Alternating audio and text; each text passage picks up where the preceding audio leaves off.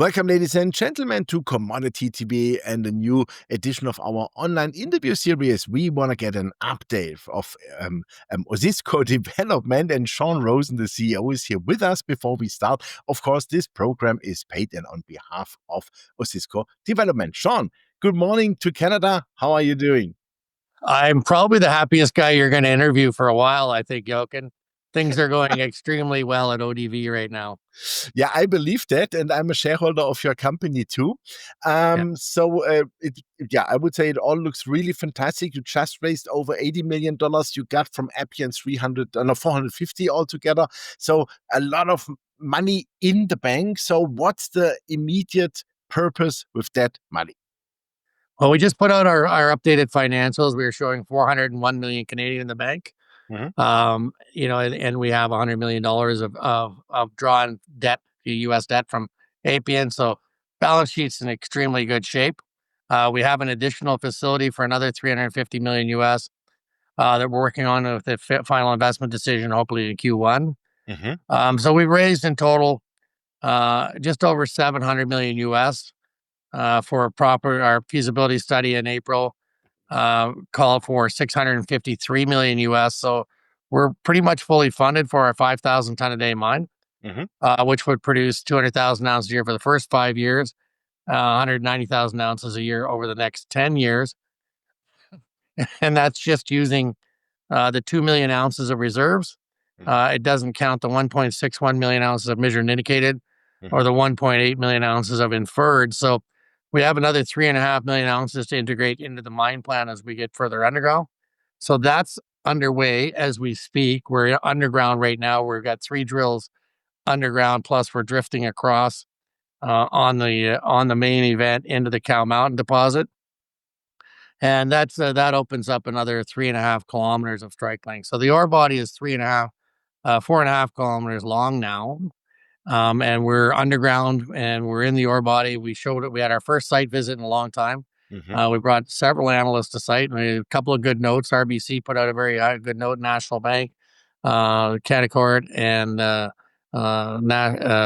BMO as well. So some pretty good coverage. I encourage your shareholders to have a look at those institutional notes. And then we raised this 82 million Canadian that you talked about. Just recently, which allows us to go back to some exploration drilling. So we have the Proserpine target, which is just down this trend from the Cariboo gold project. So Cariboo is about 4.4 kilometers. The Proserpine target is actually 6 kilometers long and 1 kilometer wide. So it's a bigger target than the area that we're currently working on. And we're going to start with 2 drills there and hopefully ramp it up to 4 to 6 drills as we get through into the winter. The winter is the best time for us to work in this area. So me as a consummate guy, my way to start the day is I like a cup of coffee and a good set of drill results. Yes. Me too. That's my perfect way to start the day. And I think that we'll have a lot of drill results over the next 24 to 36 months that will be on defining some of these targets that we've been talking about over the years. We're also going to be doing some at-depth drilling. So, as you know, the resource that we have there is relatively shallow, right? It's 2 million ounces of reserves and 3.5 million ounces of resources in the first 350 meters. So, if you look at that, the average resource has been about 15,000 ounces per vertical meter, and we're only down to 350 meters. We have drilled as deep as 1,000 meters, so we know that the deposit continues. So now we're going to go back in with a couple of drills that are just dedicated to doing that at-depth drilling. And that at-depth drilling is to confirm the continuity at depth, and that there's a couple of new discoveries we think that happen in that work, but we have to prove them up. But, we've had drill holes into some of these things in the past. So I think that'll be very exciting because all the ounces that are within that 4.4 kilometers of strike length are included in our permit. So we would be adding permitted ounces to the roster, as well as hopefully a new discovery at Proserpine that we can convert from exploration target. It was a discovery a few years back, and then hopefully documented through some tighter infill drilling. So I think we got a chance to grow the value at Cariboo in a very significant way. And now that we've got the balance sheet sorted out, it's really been a stellar year for us. In terms of raising funds and and getting moving forward, and also the success with getting the underground opened up and being able to take shareholders to actually see the ore body. Pretty exciting times. What would that mean? Let's assume you are hitting on a, let's say, uh, a good success rate with that exploration. What is your feeling? What can you maybe add to the 10-year mine life, to the initial one? Would that be something like that you say, hey, over the course of the years, we can easily go for plus 20 years, for example? That might be I'm more focused on increasing throughput and increasing production. okay. We have a 10-year mine life at 190,000 ounces a year right now, based on the 2 million ounce of reserve. So if we can convert the 3.5 million ounces of other resources at sort of 50 to 60% rate on the way in, Mhm. it would set the table to go from, sort of 200,000 ounces a year to 300 to 350, maybe 400,000 ounces a year, assuming that we can accelerate that. We've done the engineering on our mill to be able to expand into that. We do not have the permits to go past 4,950 tons a day. Mhm. So we have permitting process underway to do that. To what But extent then? From the in BC, we think that we can get that permit expansion. We'll put in a request this year, Mhm. and then we'll be looking to expand. As we get closer to production. First year of full production at this mine right now is 2028, with test work and commissioning starting in 2027. Mhm. So not that far away. And we think that with the way that we've structured our project makes sense.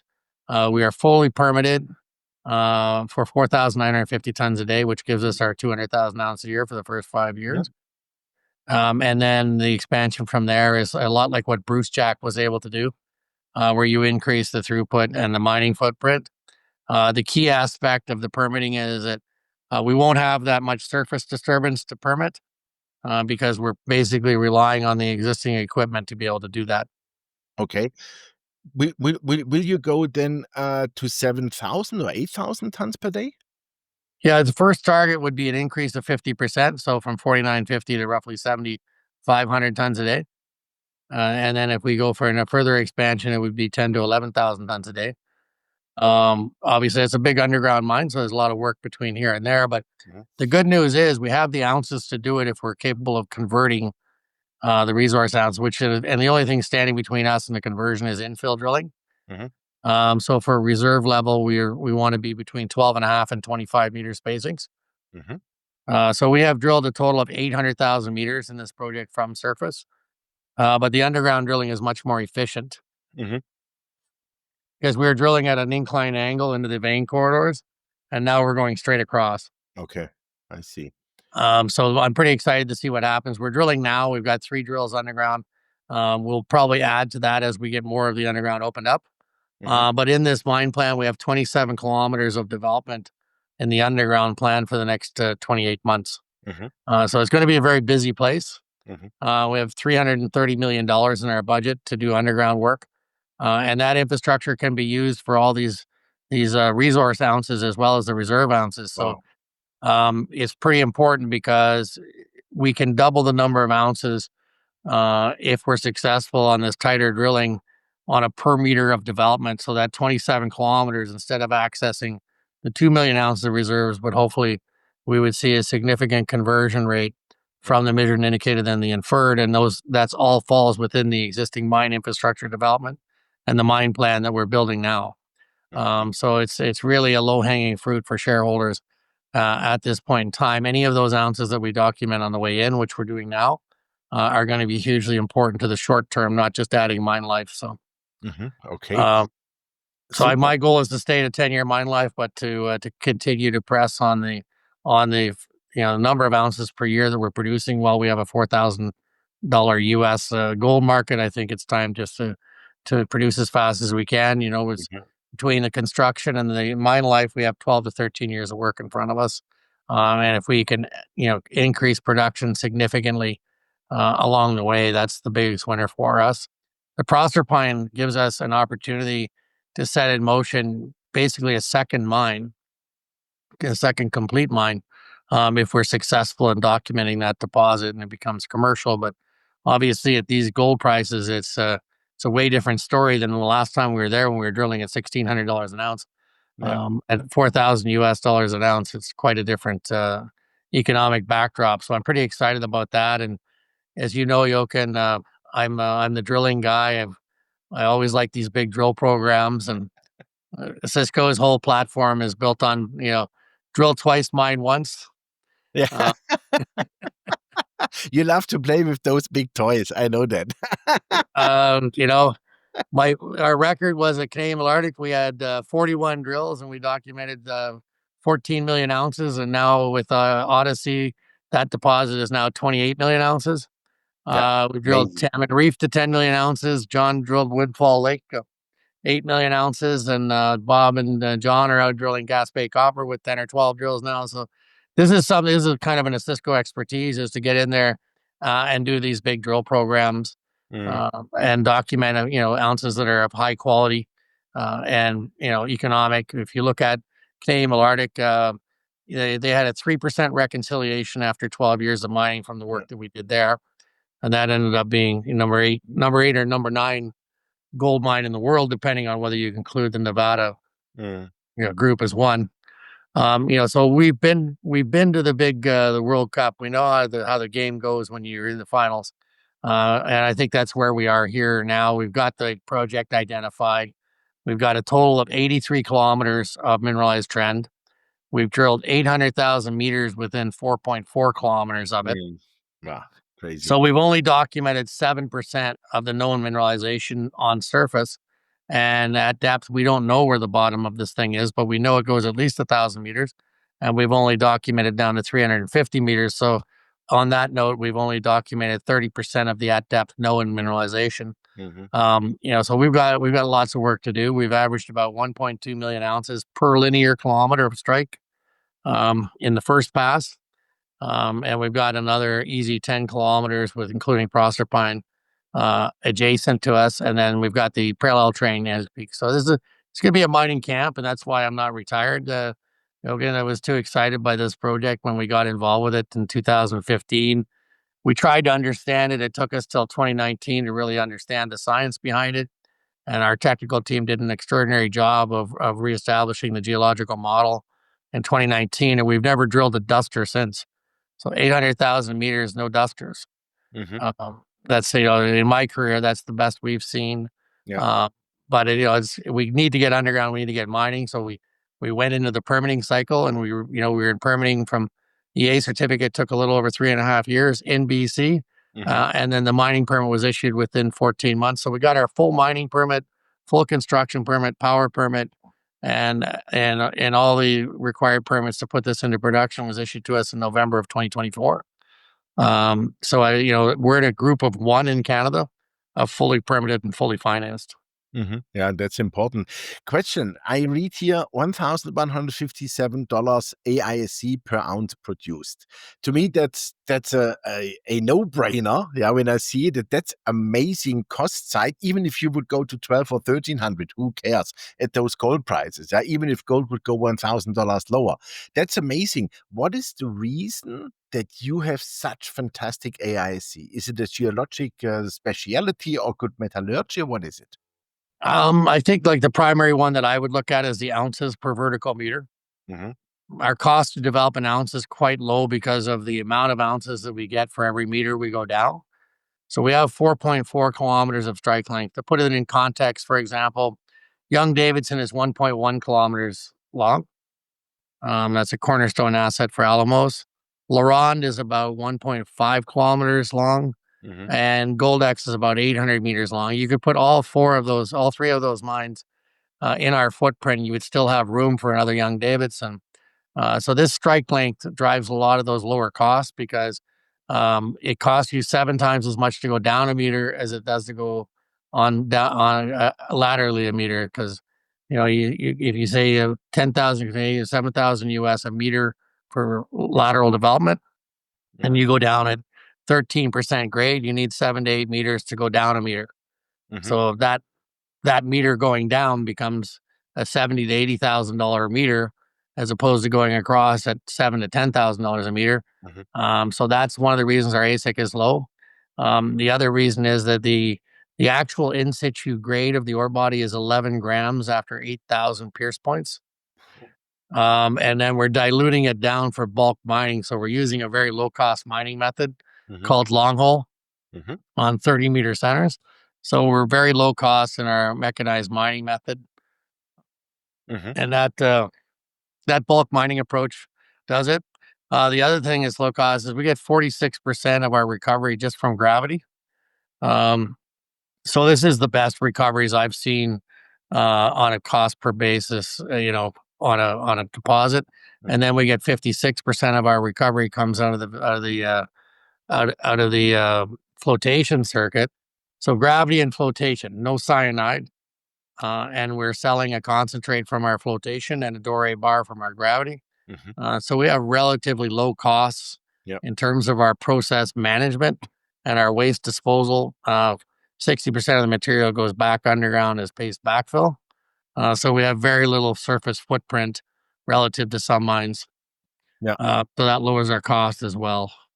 Okay, super. When I look now at your capex at $652 million, let's make it 700 to be on the safe side.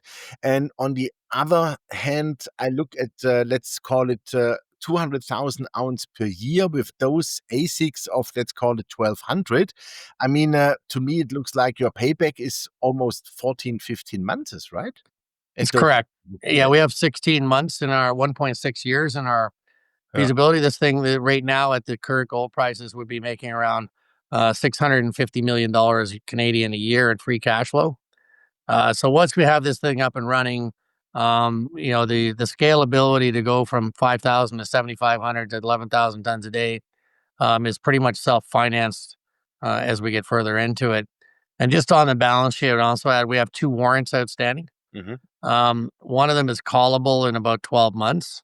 So November of 2026. And that would put another $125 million US dollars in the balance sheet. And we also have ongoing competition for the sale of our flotation concentrate. We produce about 110,000 ounces a year at 133 gram per ton pyrite concentrate, which is highly sought after by the smelter. So we have 13 groups right now working on that offtake agreement. So it's another source of capital which would allow us to accelerate the development of this project above and beyond the feasibility that we put out in April. I just remind viewers too that the feasibility study is pretty new. So these are real numbers. They were published in April 2025. So these are good numbers to work from. And I think, where I see it is, when I look around at the rest of the sector, we put in the hard miles and, we were able to get good progress. And we went with a simple strategy of get the most secured type of permit that we could, which was less than 5,000 tons a day in Canada, and get that permitting process completed. We've had very good support from our First Nations partners at Lataka Dene and Williams Lake. So that's one of the reasons that we were able to get a relatively short permitting process compared to most of the world. And that's one of the reasons that we've been able to get this project up and running. We are on infrastructure. We're 45-minute drive on pavement from the town of Quesnel, which is 28,000 people.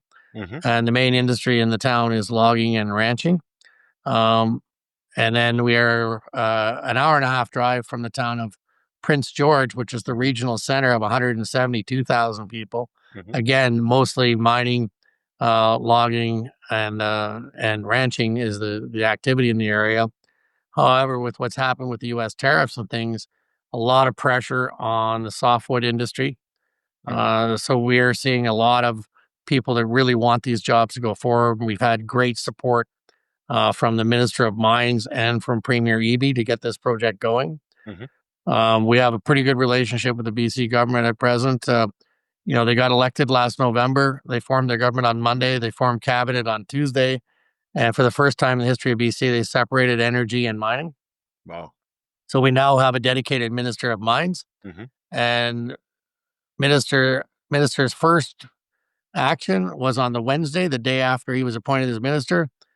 We met at the Terminal City Club in Vancouver, and he announced the Osisko mining permit as his first act of official business. We were the first company to go through the new NDP government process. He also came down to the Beaver Creek conference with us, and was very positive to all of our shareholders, and had even helped by coming to meetings with some of our shareholders and capital providers. And to say that BC is here to support this project, and it's a hugely important project for them. That BC is open for business, and that they want mining, and they're here to build mines, and that's kind of support from another jurisdiction I haven't had. We'd had a pretty good process in Quebec when we built Canadian Malartic. We started that project in 2003. We're fully in construction by 2009. But we've hit the right moment in time where governments feel like they need to get mining going, because obviously for Canada with the tariffs, you can't move a gold mine with a tariff. So no, for sure not. So we're winning on that front. This is the best I've ever seen it, to be honest. Yeah, super.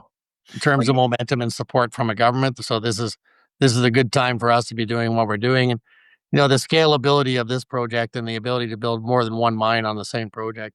This is a huge land package, 1,550 square kilometers, 50 kilometers long on the main trend, another parallel trend of 83 kilometers. For our American listeners, that's over 500,000 acres of mineral rights, and 50 miles of mineralized trend.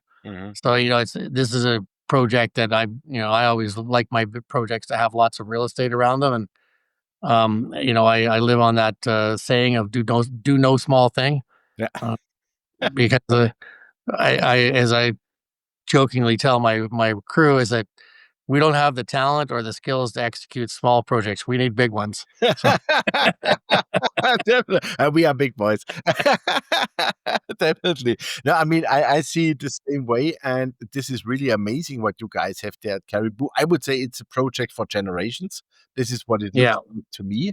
And I mean, those 10 years are nice to start, but I'm pretty sure you will do that for the next 20, 30, 40 years, maybe, probably, because you have so. I'll be happy to invite you guys to the 20th anniversary. That would be cool, yeah. Maybe I need a wheelchair. I don't know, but you still remember my name and you still remember your name. We'll call it a win. Absolutely, and we need to have a glass of whiskey or whatever. Super. I'll make up a special batch now, and we'll age it in a barrel. Okay, please do so. That's great. That's really handshake on it. All right. Perfect. No, I mean, Cariboo looks really fantastic. The things are really running and rumbling here. That's great. And I would say 2026 is the takeoff year, definitely then, where you start construction and stuff, because it would be, a little bit crazy not to construct it, to be honest, with those numbers. And I see gold more moving to 5,000 than to 3,000, to be honest. So from that perspective, there's a lot of room. I have a question now regarding the San Antonio project, because I got this also from viewers.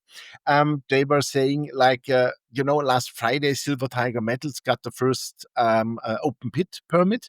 So the question was here, maybe you don't sell San Antonio now, maybe you can do it now. Well, we're looking at it right now. A lot of people interested in San Antonio. It's we had bought a 15,000 ton a day crushing and screening plant to advance the heap leach project of that thing. We have a 1.1 million ounce resource there, but it's much bigger than that. We just stopped drilling. So we're keenly observing what's happening here. And we think that, it's a very good step forward. And, Mexico is under the same pressure as Canada from the US right now. And I don't think that, it's no time to be restricting mining in Mexico. It's no time to be restricting mining in Canada either. And, this is an economy that everybody needs to focus on their domestic economy issues, and economic outcomes in this market are not clear outside of commodities. I don't really see, we see the critical minerals business. People are still working hard on it, but, we haven't seen zinc or silver to some extent, but we haven't seen zinc and copper and lead and lithium and all these other metals that we need to see in critical. The prices haven't moved significantly to change the dynamic about how to develop critical mineral deposits. I think it's going to happen, but it's not there yet. And, if you look at copper mines and gold equivalent, from where they were a year ago. I mean, a gold mine now that had 200,000 ounces a year production is the same as a copper mine that had about would have had a gold equivalent last year of 200,000. Now it's a gold equivalent of 160,000 ounces. So you've seen gold and silver kind of break out, but the rest of it's still lagging. Yeah, Copper at 480, 490, up to 5, but nickel sub 7.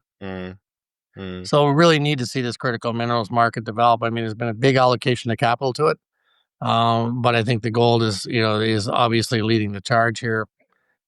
We've seen the U.S. make gold a critical mineral, and we're seeing the debasement of the U.S. dollar is kind of the main theme here. But it really hasn't. That's a risk-off trade in my view, is when people are buying physical. But the risk-on trade, I think, is going to be Q1. When people look at where can you make money in the gold space, now it's still the exploration developers that haven't moved as much as the producers and the royalty companies. Absolutely. So I think it's an interesting time of the year just to see what happens coming into Q1. Yeah, definitely. What's going on in the US with the Tintic project in Utah? So Tintic has got small scale production on the go as we speak. So it's actually you saw the revenue in the Q3 financials. So we actually made money in Utah, a couple $1 million, doing some mining there. We're continuing to push on in the underground and develop that small resource that we had there. We haven't done any of the deeper drilling this year while we focused on Cariboo. Once the permit for Cariboo came out, we put all the dollars towards that. But Tintic is marching ahead nicely, and it's still a great gold story. 5 historic gold mines there along a 5-kilometer trend, with 27 kilometers of high grade mineralization. The North Lily mine produced at 45 grams a ton, and the Trixie mine between 8 and 12 grams a ton. So and everything stopped there at the water table at about 350 meters. It was run by Kennecott, which is now Rio Tinto, and it was being used for flux at the Bingham smelter. So everything below that 350 meter level is still there. So we're developing and we're working on infrastructure. We're down about to the 600-foot level with the ramp right now. So we'll look at opening that up and completing that exploration. But a very exciting project. Also has 18 CRD mines on it, so carbonate replacement deposits that were rich in silver, lead, and zinc, and some manganese. From a strategic mineral standpoint, this project also produces tellurium, which the Rio smelter in Salt Lake City, it now has a circuit to recover these tellurides. So some interest going on with that. So we'll see where we get to. But it's a very exciting piece of the Earth's crust, the second biggest mineral endowment in Utah. Robert Friedland's project is Ivanhoe Electric is still on the border, and Freeport to the south of us. So lots of good neighbors and people doing real work. And the chance at a big copper gold porphyry at depth here, we're working on with Duxilito. We drilled 3 of those deep holes. We had 14 to 16 in the plan. So we need to get back to doing that. But allocation of capital is the question right now. Gold has had its run. So we're trying to take advantage on making sure that we capture this moment in sports history when it comes to gold price. Okay, super. Well, I would say that sounds like a great game plan. Thanks for the last half hour. That was really fantastic, Sean, as always. And well, of course, I wish you good luck with that. I'm a shareholder of the company. I stay a shareholder for sure, because my feeling is that will be, as always with you, a great mine, a great production story, and a great growth story. And with lots of optionality in Mexico and in the US. So what else do you want? It's fantastic. Appreciate it. I got to go put the SRC whiskey barrel into the aging process now from our distillery. So okay, please do so. I would love to.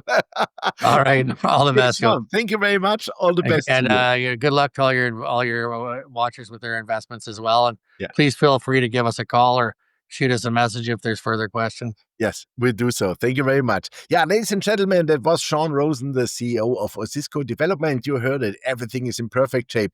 The mine is financed so far. Even more money is coming in from the options and warrants. And they are on full throttle to really get the construction decision on the one hand done, but on the other hand, they have, to me, already started with the construction. And so I would say 2028 with gold production here from Cariboo, that is really makeable. And as we know, Sean and the crew, they are miners, they are mine builders and developers, everything together. They have the right team, the right people. And that's exactly what you want. And the stock is way too cheap. So my next price target here is already around the $6.50 to $7 level. But longer term, I see in the point and figure chart approximately 12 to 15 Canadian dollars. So lots of upside. Make sure you get some shares. Do your due diligence. Thanks for watching us, and bye-bye from Switzerland.